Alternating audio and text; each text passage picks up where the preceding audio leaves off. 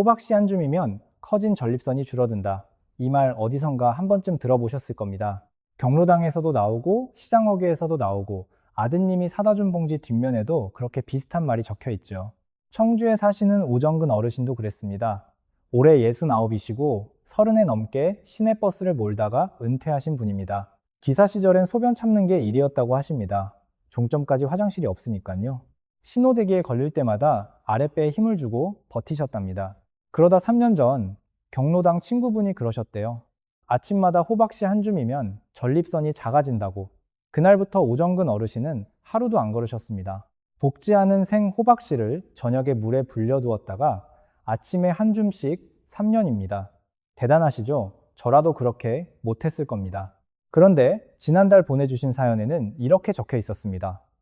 밤에 깨는 횟수가 3년 전이나 지금이나 똑같이 3번이라고요. 마지막 줄이 마음에 오래 남았습니다.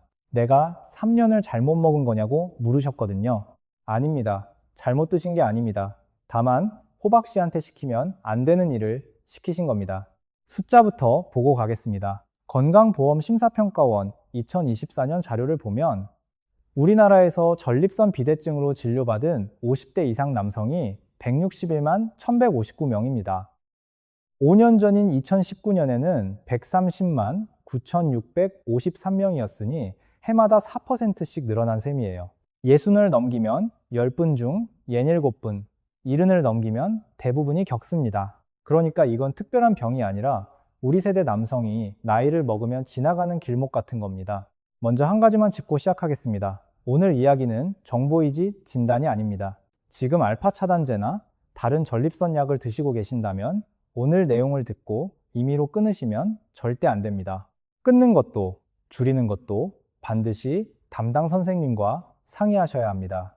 이 약속만 해주시면 오늘 이야기가 훨씬 쓸모 있어집니다. 오늘 우리가 할 일은 딱 하나입니다. 오정근 어르신이 3년 동안 붙잡고 계셨던 그 믿음을 연구 결과 앞에 한번 세워보는 겁니다.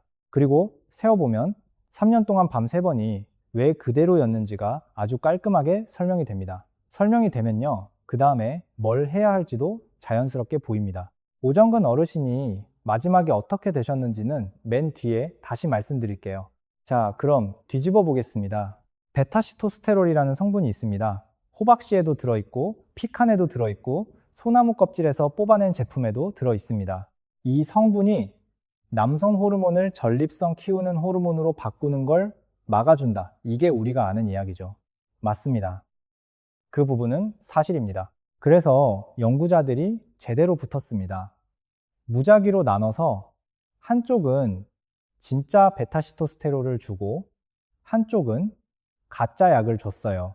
이런 시험 4건, 참가자 519명의 결과를 코크란이라는 국제 연구 검토기관이 모아서 분석했습니다. 결과가 이렇습니다. 증상 점수는 좋아졌습니다. 국제 전립선 증상 점수라는 게 있는데 가짜 약 먹은 사람들보다 4.9점이 더 내려갔어요. 소변 줄기 세기도 초당 3.9ml 더 세졌습니다. 소변 보고 나서 방광에 남는 양도 28.6ml 줄었고요. 여기까지는 아주 좋습니다. 그런데 마지막 문장이 이겁니다. 전립선 크기는 줄지 않았다. 다시 말씀드릴게요. 증상은 좋아졌는데 전립선 자체는 그대로였습니다. 한 밀리리터도 안 줄었습니다. 공평하게 말씀드리려고 하나 더 붙이겠습니다. 그 4건 중에 밤에 깨는 횟수를 따로 재본 연구가 딱 한 건 있었어요. 거기서는 하룻밤에 한 번 정도 덜 깨셨습니다. 그러니까 아무 일도 없었다고 하면 그건 거짓말입니다. 작지만 있긴 있었어요. 다만 여러분, 이 대목을 잘 봐주셔야 합니다. 한 번 덜 깬 것과 전립선이 작아진 것은 전혀 다른 이야기입니다. 그런데 우리는 이 둘을 한 덩어리로 들어왔던 겁니다. 이게 무슨 뜻이냐면요. 호박씨가 아무 일도 안 했다는 뜻이 아닙니다. 호박씨가 한 일과 우리가 호박씨한테 시킨 일이 애초에 다른 일이었다는 뜻입니다. 하나 더 보여드리겠습니다. 소팔메토라고 야자나무 열매에서 뽑은 걸로 만든 제품 아시죠? 광고도 많이 나오고 선물로도 많이 들어오고요. 이걸로 아주 큰 시험을 했습니다. 미국과 캐나다 11곳 병원에서 45살 넘은 남성 369명을 모았어요. 여기가 재미있습니다. 보통 용량 하루 320mg으로 시작해서 24주 뒤에 2배로 올리고 또 24주 뒤에 3배까지 올렸습니다. 하루 960mg, 72주, 그러니까 1년 반 가까이 이렇게 했습니다. 결과요, 소팔메토 먹은 쪽은 증상 점수가 2점, 2점 좋아졌습니다. 가짜 약 먹은 쪽은요, 2점, 99점 좋아졌습니다. 예, 보신 대로입니다. 가짜 약이 더 나았습니다. 3배를 부어 넣었는데도요. 이 연구는 2011년 미국 의사협회지에 실렸고 미국 국립보건원이 돈을 댔습니다. 팔 데가 있어서 만든 연구가 아니라는 뜻이에요. 솔직히 말씀드리면 저도 이 표를 처음 보고 한참 들여다봤습니다. 설마 싶어서요. 여기서 잠깐. 그럼 지금까지 호박씨 드신 분들은 다 속으신 거냐? 아닙니다. 절대 아닙니다. 이 믿음이 왜 생겼는지를 알면 오히려 여러분이 얼마나 합리적이셨는지가 보입니다. 이유가 3가지입니다. 첫째, 증상이 좋아지니까 줄어든 줄 아신 겁니다. 이건 너무 당연한 반응이에요. 밤에 3번 깨던 게 2번이 되면 우리는 그걸 어떻게 해석하겠습니까? 작아졌구나, 이렇게 해석하죠. 몸속을 들여다볼 수가 없으니까요. 초음파를 매달 찍어보는 분이 어디 계시겠어요? 둘째, 가짜 약이 생각보다 훨씬 세게 듣습니다. 방금 그 소팔메토 시험에서 가짜 약 먹은 분들도 2점, 9점이나 좋아졌잖아요. 아무 성분도 안 든 걸 드셨는데요. 기대를 하면 화장실을 덜 신경 쓰게 되고 덜 신경 쓰면 실제로 덜 가게 됩니다. 몸이 그렇게 생겨 먹었습니다. 그러니 뭘 새로 드시기 시작하면 처음 몇 주는 거의 누구나 좋아집니다. 셋째, 광고가 그 자리를 파고들었습니다. 이건 좀 안타까운 이야기인데요. 90년대에 나온 작은 연구 몇 건이 있었어요. 사람 수도 적고 기간도 짧았습니다. 그런데 그 결론만 뚝 떼어다가 30년 동안 우려먹었습니다. 나중에 사람 수를 늘리고 기간을 늘려서 다시 해보니 결과가 달랐는데 그 소식은 광고에 실리지 않았지요. 왜냐하면 그건 팔리는 이야기가 아니니까요. 그리고 넷째가 있습니다. 이건 좀 다른 이야기인데 저는 이게 제일 크다고 봅니다. 우리 세대는 먹는 걸로 병을 다스리며 살았습니다. 그럴 수밖에 없었잖아요. 약이 귀했고 병원은 멀었고 돈은 없었습니다. 배 아프면 매실이었고 감기 오면 생강차였고 기운 없으면 미역국이었어요. 그게 미신이 아니라 그 시절의 의학이었습니다. 실제로 그렇게 버텨서 여기까지 오신 거고요. 그러니 전립선이 커졌다라고 하면 우리 머릿속에 뭐가 떠오르겠습니까? 먹을 걸 찾습니다. 그게 우리가 배운 방식이니까요. 그건 무지가 아니라 살아온 방식입니다. 문제는 그 방식이 지금은 반만 맞는다는 거예요. 먹는 걸로 되는 것도 있고 안 되는 것도 있습니다. 오늘 우리가 나누는 이야기가 딱 그 선을 긋는 겁니다. 그러니까 오정근 어르신은 잘못 판단하신 게 아닙니다. 들어온 정보가 30년 묵은 정보였을 뿐입니다. 우리 모두 그렇습니다. 저도 그렇고요. 부끄러워하실 일이 하나도 없습니다. 오늘 아신 게 중요한 거지 30년 늦게 아신 게 중요한 게 아닙니다. 그럼 이제 진짜 이야기를 해보겠습니다. 왜 크기는 그대로인데 증상은 좋아질 수 있을까요? 전립선은 방광 바로 밑에 있습니다. 크기는 호두알만 하고 무게는 20g쯤 됩니다. 그 한가운데를 소변 나가는 길이 뚫고 지나갑니다. 그러니까 전립선은 소변기를 빙 둘러싸고 앉아 있는 겁니다. 여기서 아주 중요한 걸 하나 말씀드릴게요. 소변 길이 좁아지는 이유가 하나가 아니라 둘입니다. 고무 호스를 하나 떠올려 보세요. 마당에 물 주는 호스요. 물이 안 나오는 이유가 뭐가 있겠습니까? 호스벽이 두꺼워져서 안쪽 구멍이 좁아졌을 수도 있고요. 누가 호스를 손으로 꽉 쥐고 있어서 그럴 수도 있습니다. 둘 다일 수도 있고요. 전립선이 딱 그렇습니다. 살이 붙어서 커진 것, 이게 첫 번째입니다. 그리고 그 주변 근육에 힘이 잔뜩 들어가서 길을 조이고 있는 것, 이게 두 번째입니다. 앞에 것은 잘 안 변합니다. 뒤에 것은 하루에도 몇 번씩 변합니다. 추우면 더 조이고, 긴장하면 더 조이고, 밤이면 또 달라집니다. 이제 약 이야기를 해볼까요? 알파 차단제라는 약이 있습니다. 제일 많이 드시는 그 약이요. 이 약은 전립선을 조금도 줄이지 못합니다. 1g도 못 줄여요. 그런데 증상 점수와 소변 줄기를 40%까지 좋아지게 합니다. 쥐고 있던 소나기 힘을 풀어주는 약이거든요. 반대로 5알파 환원 효소 억제제라는 약이 있습니다. 이 약은 실제로 전립선을 18에서 28%까지 줄입니다. 대신 몇 달이 걸립니다. 호스 벽을 얇게 만드는 약이니까요. 보이시죠? 크기를 줄이는 일과 증상을 좋게 하는 일은 아예 다른 스위치입니다. 그럼 베타시토스테롤은 어느 쪽이겠습니까? 소나기 쪽입니다. 아주 약하게 조금 풀어주는 쪽입니다. 그래서 코크란 분석에서 증상 점수는 4.9점 내려가고 크기는 그대로였던 겁니다. 이제 앞뒤가 맞죠. 그러니까 호박 씨는 거짓말을 한 적이 없습니다. 우리가 잘못 알아들었을 뿐이에요. 호박 씨한테 호스벽을 깎으라고 시켰던 겁니다.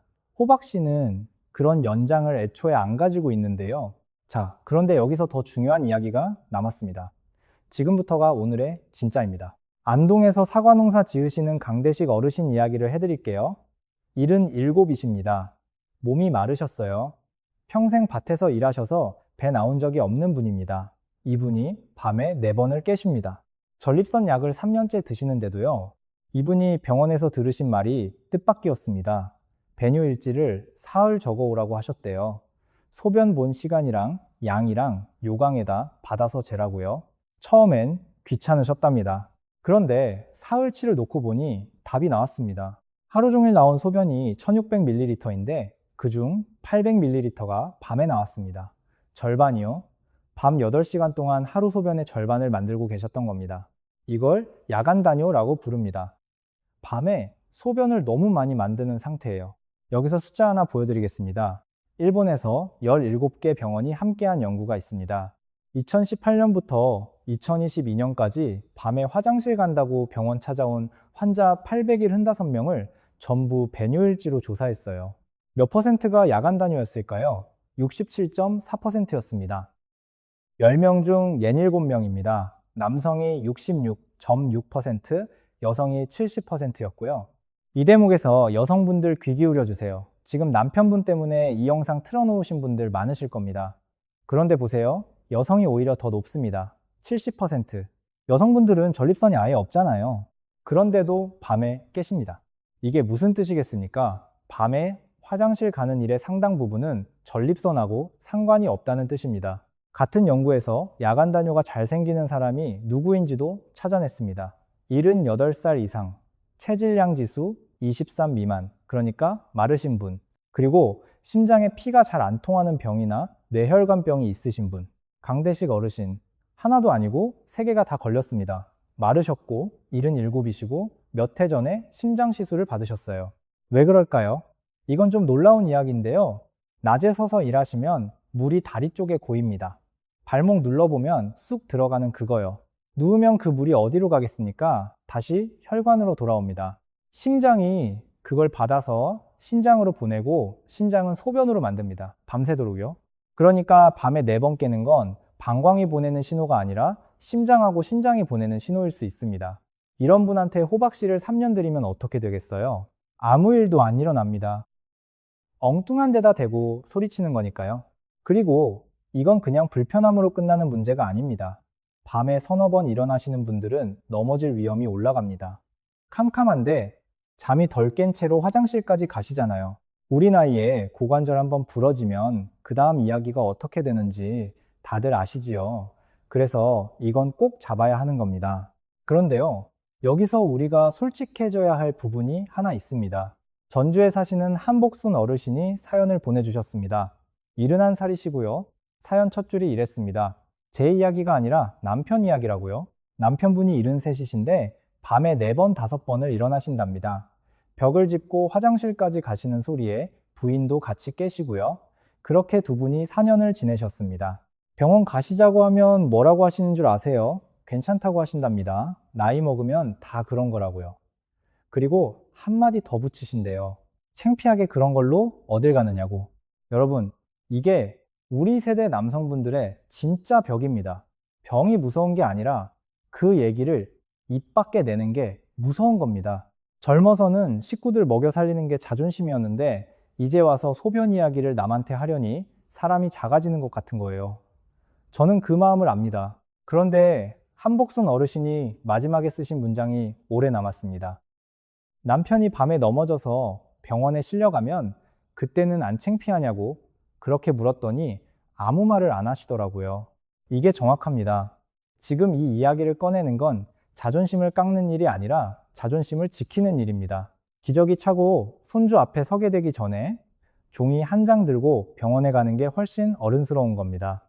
우리 아버지 세대는 그걸 몰라서 참으셨어요. 우리는 알잖아요. 자, 그럼 뭘 해야 하느냐? 여기서부터 아주 구체적으로 들어가겠습니다. 대구 서문시장에서 건어물 가게 하시는 서길만 어르신 이야기입니다. 68이시고요. 이분 아침 식사가 뭐였을 것 같으세요? 된장국에 밥 말아서, 김치 얹어서, 점심은 시장 국밥, 저녁은 라면 아니면 찌개, 평생을 그렇게 드셨습니다.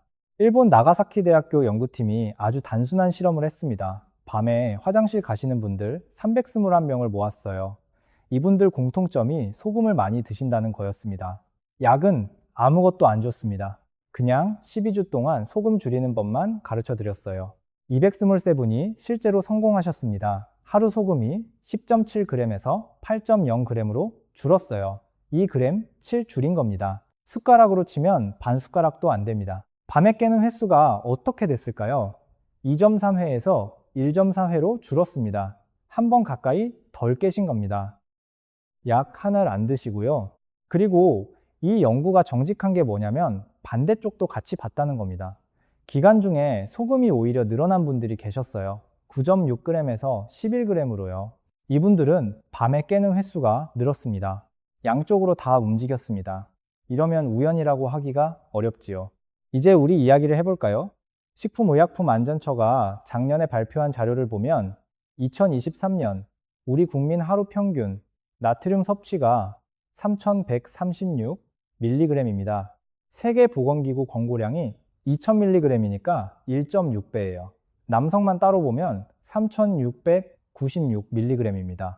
더 짜게 드십니다. 어디서 들어오는지도 나와 있습니다.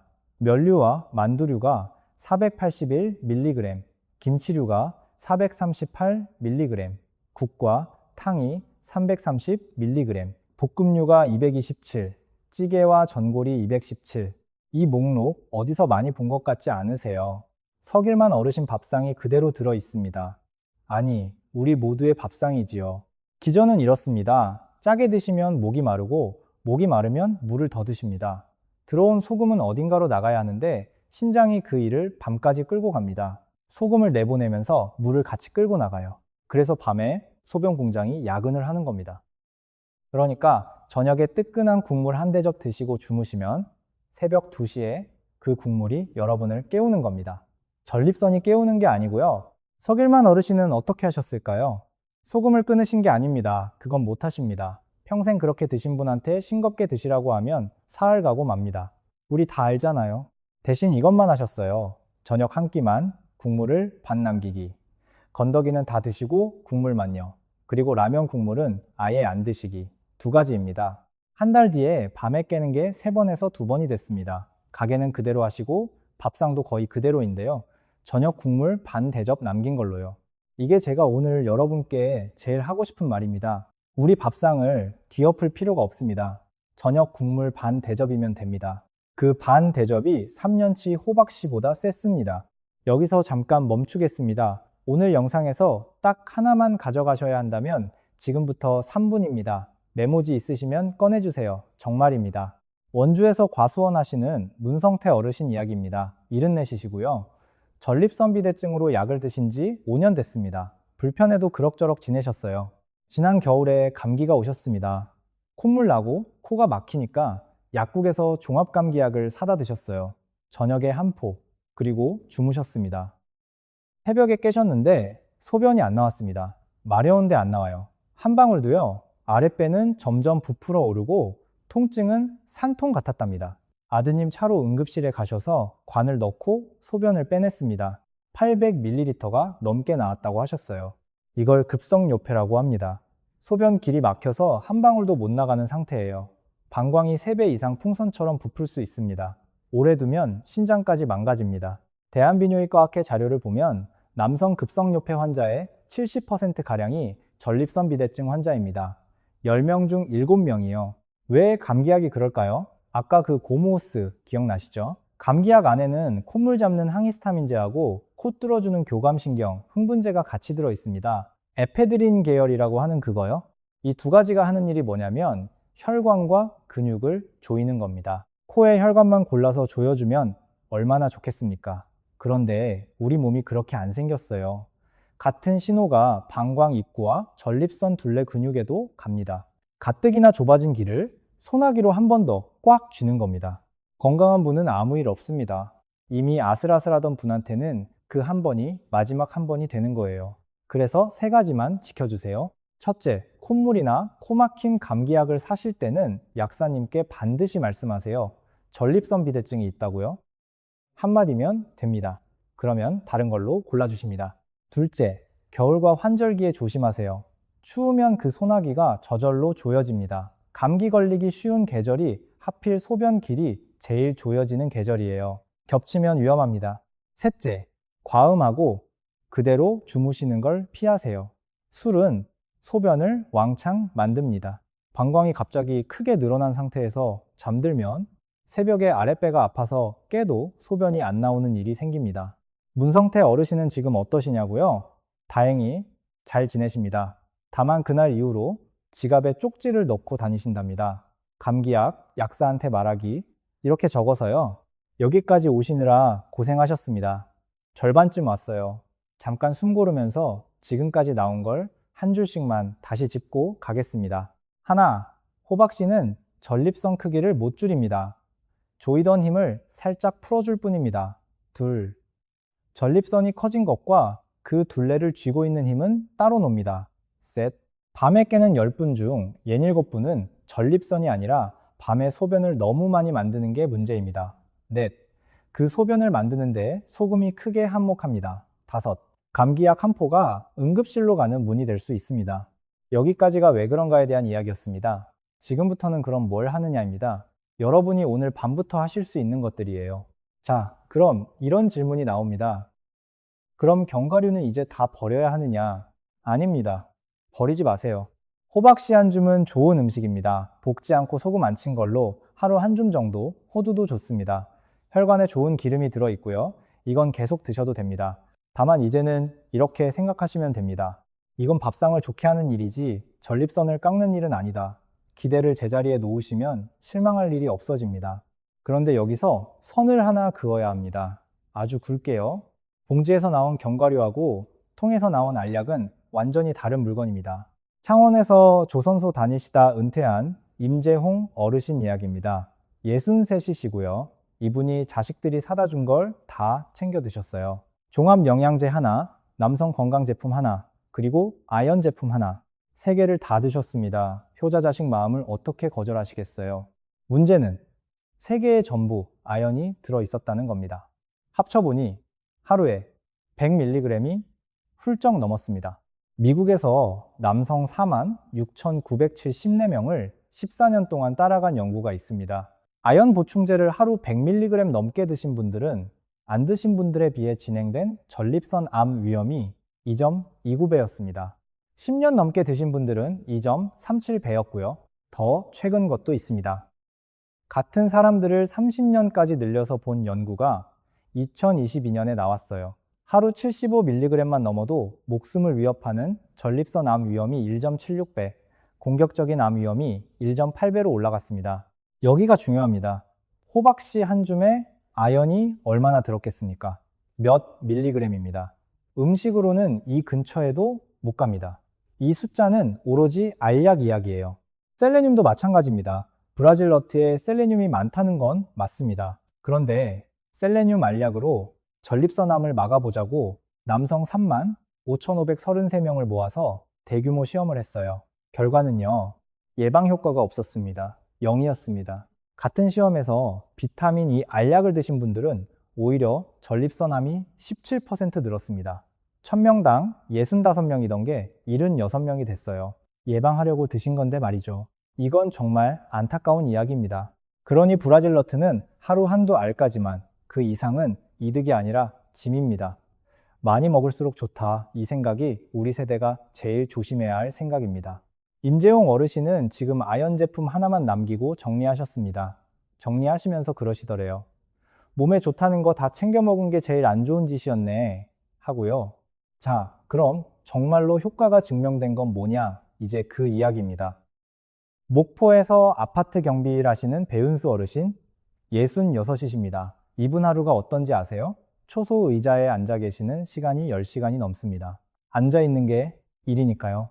미국에서 중년 이상 남성을 오래 따라간 연구를 보면 이렇게 오래 앉아 계시는 것 자체가 소변 증상 생길 위험을 올립니다. 운동을 안 하는 것과 앉아만 있는 것이 각각 따로 나쁩니다. 반대쪽 숫자를 보여드릴게요. 일주일에 1시간 이상 몸을 움직이신 분들은 전혀 안 움직이신 분들에 비해 밤에 깨는 증상이 13% 적었습니다. 그리고 밤에 3번 이상 깨는 심한 경우는 34% 적었습니다. 활동량이 많은 남성은 전립선 비대증으로 수술받을 위험이 25% 낮았고요. 일주일에 1시간입니다. 하루로 나누면 10분도 안 됩니다. 돈은 한 푼도 안 듭니다. 왜 이게 될까요? 두 가지 때문입니다. 하나, 규칙적으로 움직이면 쉬고 있을 때 교감신경이 덜 흥분합니다. 교감신경이 뭐 하는 신경이었죠? 맞습니다. 호스 쥐는 손입니다. 그 손에서 힘이 빠집니다. 아까 그 알파 차단제가 하는 일을 아주 약하게나마 몸이 스스로 하는 겁니다. 둘, 다리에 물이 안 고입니다. 낮에 종아리 근육이 펌프질을 해주면 물이 위로 올라갑니다. 밤에 누웠을 때 한꺼번에 돌아올 물이 그만큼 줄어드는 거예요. 강대식 어르신 이야기 기억나시죠? 바로 그겁니다. 배윤수 어르신은 지금 2시간마다 초소 밖으로 나가서 단지를 한 바퀴 도십니다. 한 바퀴에 7분 걸린답니다. 자, 이제 오늘 밤부터 하실 일을 정리해 드리겠습니다. 복잡하지 않습니다. 순서대로 말씀드릴게요. 첫째, 사흘 동안 배뇨일지를 적으세요. 이게 오늘 제일 중요합니다. 방법은 이렇습니다. 달력 뒷장이나 아무 종이나 꺼내세요. 소변 보실 때마다 시간을 적습니다. 양도 적으시면 더 좋아요. 요강이나 그릇에 받아서 계량컵으로 재시면 됩니다. 사흘만요. 다 적으시면 계산은 아주 간단합니다. 잠자리에 든 뒤부터 아침에 일어나서 처음 보는 소변까지 그 양을 다 더하세요. 그게 하루 전체 소변의 3분의 1을 넘으면 야간 단뇨입니다. 방광 문제가 아니라 소변 만드는 양의 문제라는 뜻이에요. 이 종이 한 장 들고 병원에 가시면 진료가 완전히 달라집니다. 말로 밤에 자주 간다고 하시는 것하고 사흘치 숫자를 내미시는 것은 하늘과 땅 차이입니다. 이게 여러분이 가진 제일 센 무기예요. 돈도 안 듭니다. 둘째, 저녁 국물을 절반만 드세요. 국하고 탕에서 하루 330mg, 찌개하고 전골에서 217mg이 들어온다고 말씀드렸죠. 합치면 500mg이 넘습니다. 건더기는 다 드셔도 됩니다. 국물만 반 남기세요. 나가사키 연구에서 줄인 양이 소금이 그램 7이었습니다. 그 정도면 충분히 닿습니다. 셋째, 오후 4시 이후로는 커피와 녹차를 끊으세요. 술은 저녁에 드시면 그날 밤은 각오하셔야 합니다. 넷째, 잠자리 들기 3시간 전부터 물을 줄이세요. 여기서 꼭 짚고 갈 게 있습니다. 이 말씀을 드리면 꼭 이렇게 하시는 분이 계세요. 아예 물을 끊어버리십니다. 점심 지나면 한 모금도 안 드시는 겁니다. 절대 그러시면 안 됩니다. 우리 나이가 되면 목마름을 느끼는 감각 자체가 무뎌집니다. 젊었을 때는 몸에 물이 부족하면 입이 바짝 말랐는데 이제는 부족해도 신호가 약하게 옵니다. 그래서 어르신들이 여름에 응급실에 실려 오시는 겁니다. 본인은 목이 안 마르셨거든요. 물이 모자라면 어떻게 되겠습니까? 소변이 진해집니다. 진한 소변은 방광을 더 자극합니다. 그러면 밤에 더 자주 마렵습니다. 물 끊었다가 오히려 더 깨시는 거예요. 거기다 변비가 오고 혈전 위험도 올라갑니다. 그러니까 우리가 할 일은 양을 없애는 게 아니라 시간을 옮기는 겁니다. 아침과 낮에 8잔 가까이 채워두시고 저녁 6시 이후로는 목을 축이는 정도만, 이게 정답입니다. 끊는 게 아니라 앞당기는 겁니다. 다섯째, 저녁 드시고 30분 다리를 심장보다 높이 올리세요. 방석 두어 개 겹쳐놓고 종아리를 얹으시면 됩니다. 텔레비전 보시면서 하셔도 돼요. 그 상태로 발목을 앞뒤로 30번 젖혀주세요. 다리에 고인 물을 밤이 되기 전에 미리 내보내는 겁니다. 올리고 나면 화장실이 마려울 겁니다. 그게 정상입니다. 그 소변이 새벽 2시에 나올 소변이었어요. 여섯째, 소변은 2번에 나눠보세요. 다 봤다 싶으면 그대로 15초만 서 계시다가 한 번 더 힘을 주세요. 조금 더 나옵니다. 방광에 남는 양이 줄어듭니다. 일곱째, 화장실 가는 길에 작은 불 하나 켜두세요. 아까 말씀드렸죠? 밤에 넘어지는 게 진짜 무서운 겁니다. 이건 오늘 당장 되는 일입니다. 여기까지가 오늘 밤에 하실 일입니다. 보세요. 새로 사실 게 하나도 없습니다. 집에 다 있는 것들이에요. 그리고 이건 꼭 말씀드려야겠습니다. 이 신호가 오면 참지 마시고 바로 병원에 가세요. 소변에 피가 비칠 때, 소변이 마려운데 한 방울도 안 나올 때, 열이 나면서 옆구리가 아플 때, 몇 주 사이에 갑자기 확 나빠졌을 때, 이 네 가지는 기다리시면 안 됩니다. 특히 두 번째, 아까 문성태 어르신 그 상황입니다. 그건 응급입니다. 약 드시는 분들께도 한 가지 알려드릴 게 있습니다. 이거 모르시는 분이 정말 많아요. 피나스테리드나 두타스테리드 계열 약을 드시고 계신 분 있으시죠? 전립선 크기를 줄이는 그 약이요. 이 약을 드시면 피 검사 수치가 실제보다 절반으로 낮게 나옵니다. 전립선 암을 찾는 그 검사요. 무슨 뜻이냐면요. 검사 결과가 괜찮게 나와도 그게 진짜 괜찮은 게 아닐 수 있다는 겁니다. 두 배로 놓고 봐야 진짜 값에 가깝습니다. 그러니 검사 받으실 때 반드시 말씀하세요. 이 약 먹고 있다고요. 선생님이 아시고 계셔야 제대로 판단하십니다. 그리고 혈압약 드시는 분들께 여쭤보실 거리를 하나 드리겠습니다. 이건 제가 답을 드릴 수 있는 게 아니고 여러분이 선생님께 여쭤보셔야 하는 겁니다. 혈압약 중에 소변을 빼는 약이 있습니다. 이뇨제라고 하죠. 이 약을 드시면 몇 시간 뒤부터 소변이 왕창 나옵니다. 그런데 이걸 저녁에 드시면 어떻게 되겠어요? 그 왕창이 밤에 옵니다. 다음 진료 때 이렇게만 여쭤보세요. 제가 밤에 3번씩 깨는데 제 약 중에 소변 빼는 약이 있는지, 있다면 먹는 시간을 낮으로 옮길 수 있는지요. 이 한 문장입니다. 혼자 판단해서 시간을 바꾸시면 절대 안 됩니다. 혈압약은 시간을 옮기는 것만으로도 혈압이 출렁일 수 있어요. 반드시 여쭤보고 선생님이 그러라고 하실 때만 바꾸시는 겁니다. 이 질문 하나로 밤이 달라지신 분들이 계십니다. 그런데 우리가 이런 걸 여쭤봐도 되는지 몰라서 그냥 참으시더라고요. 여쭤보셔도 됩니다. 그러라고 계신 분들이에요. 마지막으로 겁먹지 마시라고 숫자 하나 드리겠습니다. 심사평가원 자료를 분석한 국내 연구를 보면 60 넘은 전립선 비대증 환자의 98.7%가 약으로만 관리하고 계십니다. 수술만 받으신 분은 100명 중 1명이 안 됩니다. 병원 가면 바로 수술한다. 그거 오해입니다. 그 오해 때문에 몇 년씩 참으시다가 급성요폐로 응급실 가시는 분들이 계세요. 그게 제일 안타깝습니다. 자, 정리하겠습니다. 예전에 우리가 알던 것과 오늘 새로 알게 된 것을 나란히 놓아볼게요. 호박씨가 전립선을 줄여준다고 알았습니다. 이제는 압니다. 크기는 그대로이고 다만 조이던 소나기가 살짝 풀릴 뿐입니다. 소팔메토를 넉넉히 먹으면 낫는다고 알았습니다. 이제는 압니다. 세배를 1년 반 부어 넣었는데 가짜 약보다 못했습니다. 밤에 깨는 건 전부 전립선 탓인 줄 알았습니다. 이제는 압니다. 열의 예닐곱은 밤에 소변을 너무 많이 만드는 문제이고 전립선이 없는 여성분들이 오히려 더 많이 겪습니다. 소금은 혈압 이야기인 줄만 알았습니다. 이제는 압니다. 반 숟가락 줄였더니 밤에 깨는 횟수가 2.3에서 1.4로 내려갔습니다. 감기약은 그냥 감기약인 줄 알았습니다. 이제는 압니다. 전립선 비대증이 있으면 응급실로 가는 길이 될 수 있습니다. 몸에 좋은 건 많이 먹을수록 좋은 줄 알았습니다. 이제는 압니다. 아연은 하루 75mg만 넘어도 위험이 1.76배로 올라갑니다. 견과류가 약인 줄 알았습니다. 이제는 압니다. 견과류는 음식입니다. 좋은 음식이요. 그거면 충분합니다.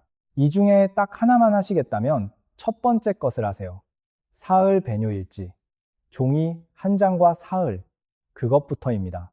이제 오정근 어르신 이야기로 돌아가겠습니다. 사연에 답장을 드렸더니 사흘 배뇨일지를 적어서 다시 보내주셨어요. 글씨가 아주 반듯하셨습니다. 버스 기사 하시던 분답게 시간이 분 단위로 적혀 있더라고요. 숫자를 보니 하루 소변이 1500ml인데 밤에 나온 게 680이었습니다. 절반 가까이요. 야간 단위였습니다. 3년 동안 호박씨가 손도 못 댈 문제를 붙들고 계셨던 겁니다. 그래서 3가지만 바꾸셨습니다. 저녁 된장국 국물을 반 남기고 오후 4시 이후 믹스커피를 끊고 저녁 드시고 방석에 다리를 올리셨어요. 3주 뒤에 다시 연락이 왔습니다. 밤에 3번 깨던 게 2번이 됐다고요? 한 번이 뭐가 대수냐고 하실 수도 있습니다. 아닙니다. 새벽에 한 번 덜 일어나면 그 뒤로 이어 자는 시간이 2시간 가까이 늘어납니다. 아침이 달라집니다. 무엇보다 캄캄한 밤에 넘어질 기회가 하루에 한 번 줄어드는 겁니다. 그리고 오정근 어르신 호박씨는 지금도 드십니다. 그 말씀이 마음에 남았어요. 3년 헛먹은 줄 알았는데 3년 동안 좋은 간식을 먹었던 거네요. 하시더라고요. 맞습니다. 바뀐 건 호박씨가 아니라 호박씨한테 걸었던 기대입니다. 기대를 제자리에 놓으니까 진짜 범인이 보인 거예요.